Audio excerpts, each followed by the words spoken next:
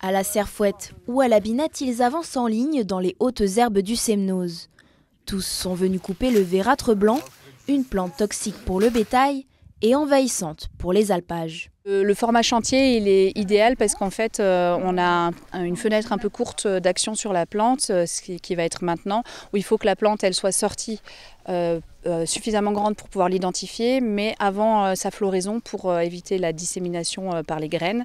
Et donc la fenêtre elle est assez courte et de pouvoir agir en chantier avec beaucoup de monde, c'est génial parce que ça permet de couvrir beaucoup d'hectares. Pour être efficace, la coupe doit se faire juste avant la floraison, en tranchant idéalement la plante sous le collet.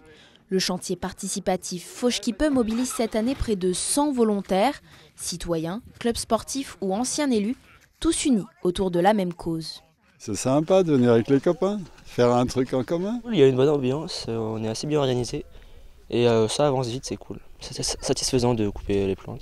Qu'on enlève des mauvaises herbes dans son jardin ou qu'on enlève du Vérâtre Semnoz, c'est un peu pareil, quoi.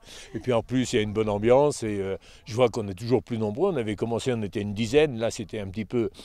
le Semnoz paraissait grand. Et là, quand on arrive à une centaine de personnes, c'est clair que quand on voit tout le monde sur le plateau, là c'est magnifique. Et l'effort paie. Année après année, la coupe manuelle montre ses effets. Même si le vérâtre ne disparaît pas totalement, il régresse au profit d'une herbe plus abondante pour les troupeaux. Ici à la main, pas de machine parce qu'on est sur des terrains relativement pentus. Donc c'est compliqué de venir avec des machines pour couper le vérâtre.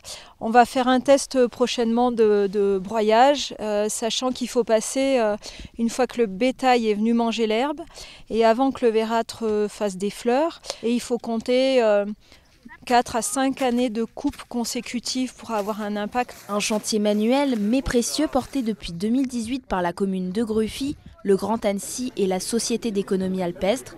Une mobilisation écologique et collective pour préserver l'avenir des alpages.